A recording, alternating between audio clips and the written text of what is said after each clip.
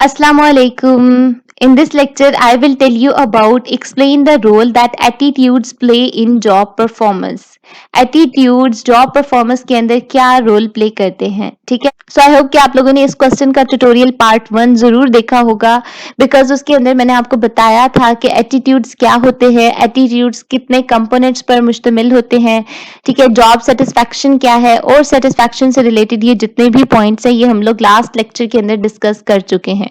इस लेक्चर के अंदर मैं आपको बताऊंगी कि job involvement and organisational commitment क्या है, एम्प्लॉय इंगेजमेंट क्या है, एटीट्यूड्स एंड कंसिस्टेंसी क्या है, एटीट्यूड सर्विस क्या है और इम्प्लीकेशंस फॉर मैनेजर्स क्या है, ठीक है। क्वेश्चन बहुत इंपॉर्टेंट है। इस क्वेश्चन के आंसर में मैंने जितने भी पॉइंट्स आपके साथ डिस्कस किए हैं, हर पॉइंट अलग से एक शॉर्ट क्वेश्चन बन सकता है, ठीक है।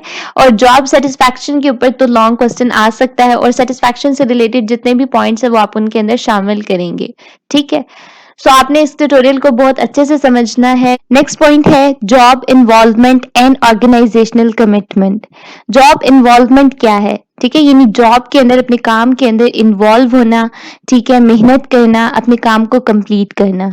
Job involvement is the degree to which an employee identifies with his or her job, actively participates in it and consider his or her job performance to be important to his or her self worth. Job involvement एक ऐसी degree है जिसमें एक मुलाजिम अपनी job की शिनाख्त करता है, ठीक है, यानी एक एम्प्लॉय जो है वो अपनी जॉब के मुतालिक बताता है, यानी उससे उसकी जॉब के मुतालिक पता चलता है हमें, ठीक है। वो उस जॉब में एक्टिवली पार्टिसिपेट करता है, यानी हर काम में आगे आगे रहता है और हर काम को बहुत अच्छे तरीके से परफॉर्म करता है। और क्या होता है, वो अपनी जॉब परफॉर्मेंस को यानी अपनी कारकर्दगी को अहमियत देता है, उसे अहम समझता है, ठीक है। अगर एक एम्प्लॉय अपनी जॉब को अहमियत ना दे तो वो उसको उस तरह से नहीं कर पाएगा जिस तरह से उसे करना चाहिए, यानी वो उस ऑर्गेनाइजेशन को अपना 100% नहीं दे पाएगा, ठीक है। अब हम लोगों ने हर जगह पे 2 टाइप ऑफ एम्प्लॉयज पढ़े हैं ना, एक वो जो कि अपनी जॉब से सेटिस्फाई होते हैं और एक वो जो अपनी जॉब से सेटिस्फाई नहीं होते, ठीक है।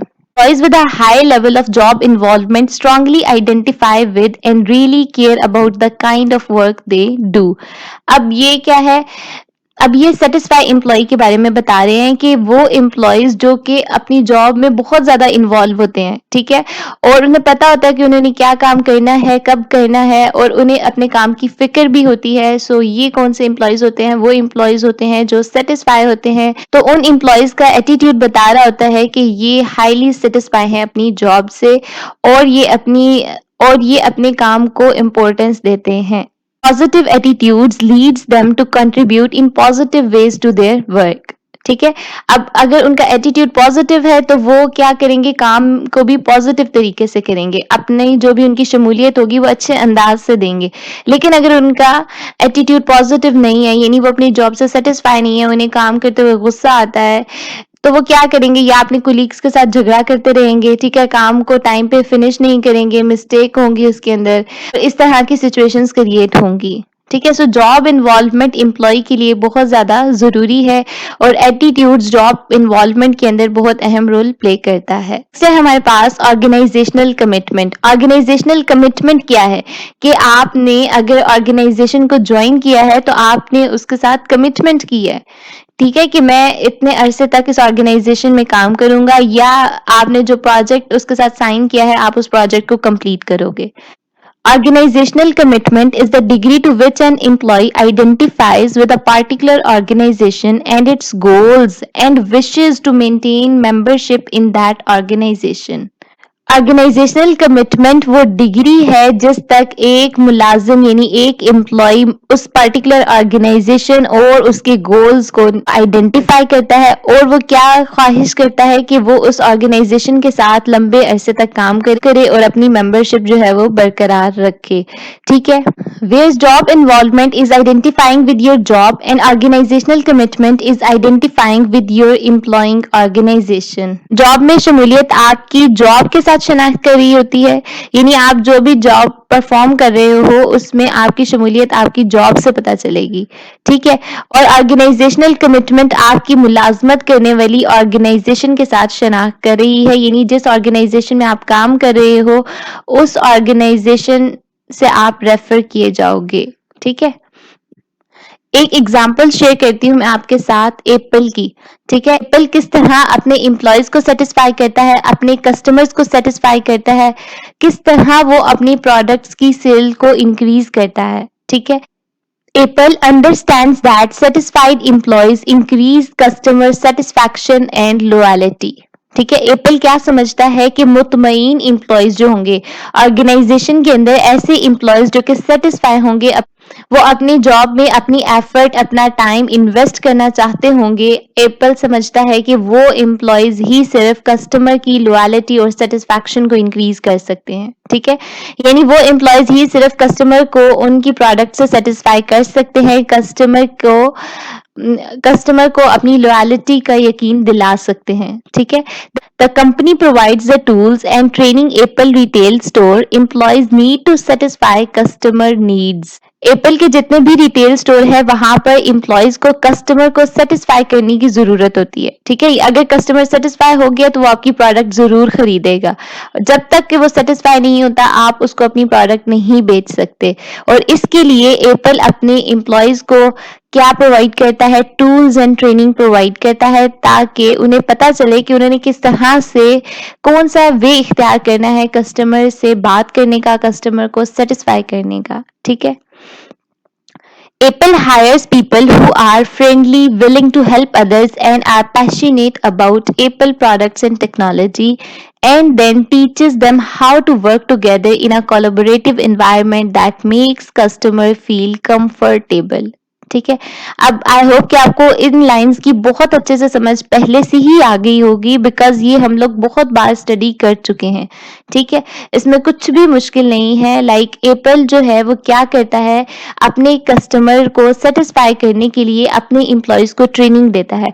जब वो अपने एम्प्लॉयज को ट्रेनिंग देता है तो उससे इस बात का यकीन हो जाता है कि अब जो भी कस्टमर उनकी शॉप पे आएगा एम्प्लॉयज उन्हें जरूर सेटिस्फाई कर पाएंगे, ठीक है। एम्प्लॉयज उन्हें सेटिस्फाई करने में कामयाब होंगे, ठीक है। और साथ ही साथ एप्पल ये बता रहा है कि वो ऐसे लोगों को ऑर्गेनाइजेशन के अंदर हायर करता है जो फ्रेंडली हो, विलिंग हो दूसरों की मदद करने के लिए, ठीक है, पैशनेट हो about Apple products and technology, यानी उन्हें खुद भी एप्पल की प्रोडक्ट्स, एप्पल की टेक्नोलॉजी बहुत पसंद हो और उन्हें यूज करते हो, ठीक है। उनकी और साथ ही साथ एप्पल अपने मुलाजमीन को, अपने एम्प्लॉयज को ये ट्रेनिंग भी देता है कि किस तरह उन्होंने कोलैबोरेटिव एनवायरनमेंट में काम करना है, ठीक है, किस तरह उन्होंने कस्टमर को कंफर्टेबल फील करवाना है, ठीक है। जब आप बाजार में शॉपिंग के लिए जाते हैं तो अक्सर ऐसी शॉप्स होती हैं जहां पर वो आपको एक नरम सोफा जो है वो प्रोवाइड करते हैं बैठने के लिए, और जैसे ही आप बैठते हैं वो आपको कपड़े वगैरह दिखाना शुरू करते हैं, तो साथ ही साथ वो आपको कभी कोल्ड ड्रिंक सर्व करते हैं, कभी टी सर्व करते हैं।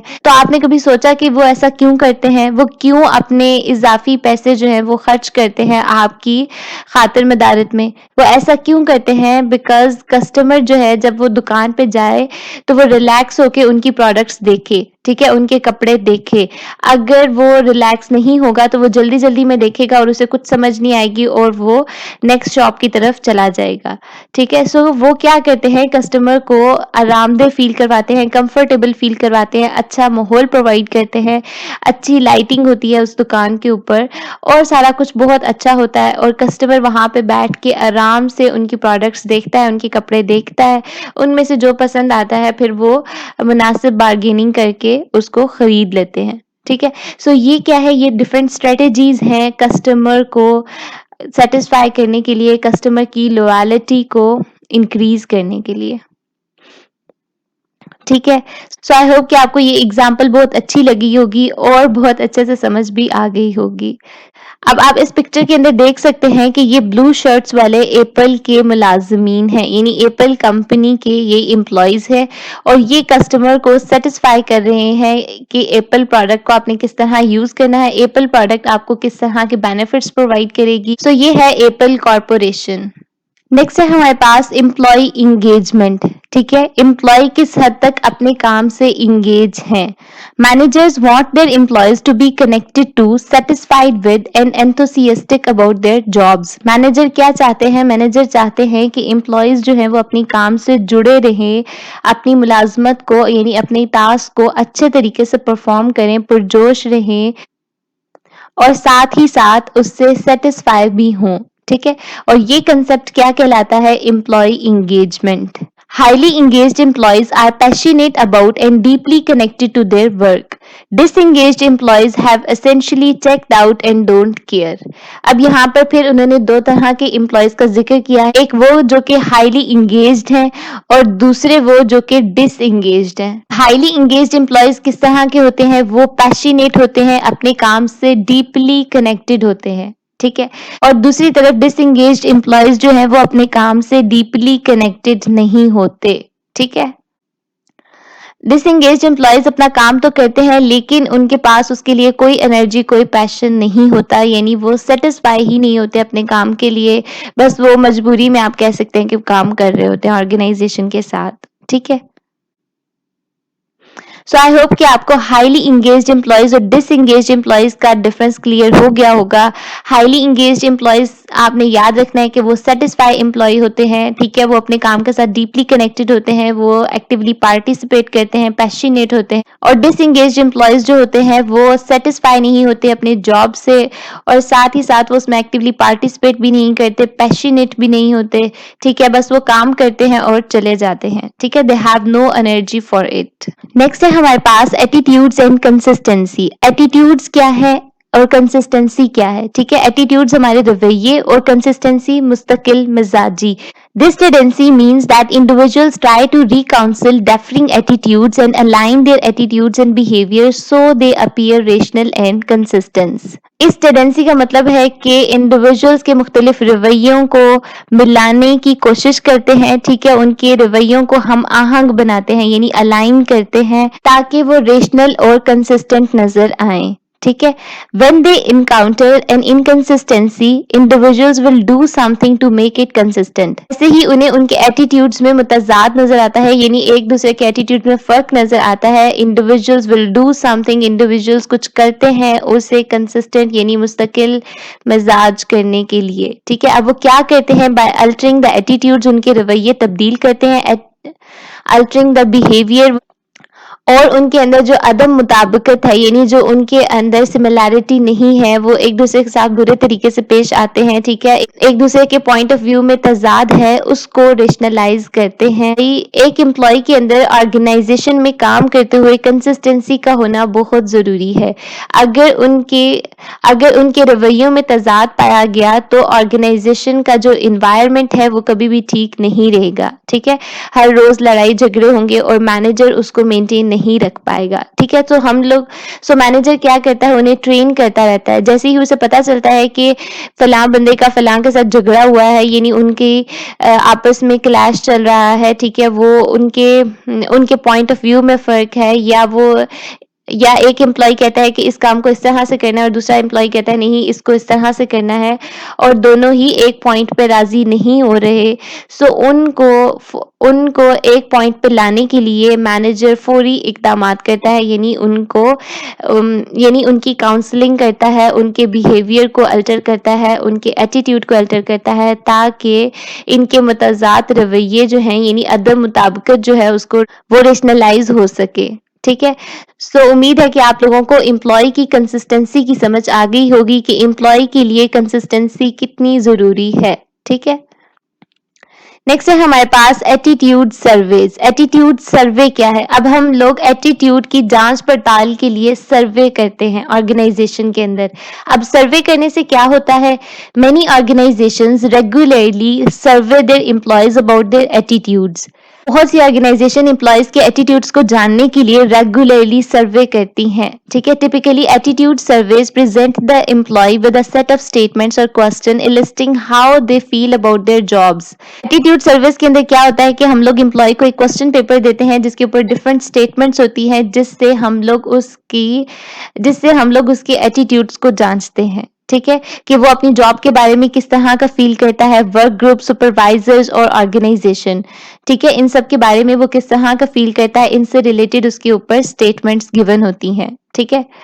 अक्सर अक्सर जब आप यूट्यूब पर वीडियो देख रहे होते हो तो इस वीडियो के एंड पर यूट्यूब आपसे कुछ क्वेश्चंस करता है कि आपको ये चैनल किस तरह का लगा है, ये वीडियो किस तरह की लगी, आप इसे देखना चाहते हो, मतलब good, very good, excellent, superb, इस तरह की डिफरेंट आपको ऑप्शंस देता है, उनमें से आप एक सिलेक्ट करते हो तो वो जो है सर्वे खुद ब खुद ही कंप्लीट हो जाता है। तो यूट्यूब को क्या फ़ायदा होता है, इससे यूट्यूब को पता चलता है कि ये बंदा जो है इस तरह की वीडियोज़ देखना पसंद करता है और नेक्स्ट टाइम मैं इसको इसी तरह की वीडियोज़ रिकमेंड करूँगा, ठीक है? सो इसी तरह ऑर्गेनाइज़ेशन के अंदर भी होता है, मैनेजर को पता चलता है कि इस एम्प्लॉयी को किस बंदे के साथ क्या मसला है, ठीक है? इस एम्प्लॉयी को कौन-सा काम परफ़ॉर्म करते हुए मुश्किलात का सामना करना पड़ता है, ठीक है? इस एम्प्लॉयी को कौन-सा मैनेजर बहुत पसंद है, इस ऑर्गेनाइज़ेशन का कौन-सा रूल उसे बहुत पसंद है, ठीक है?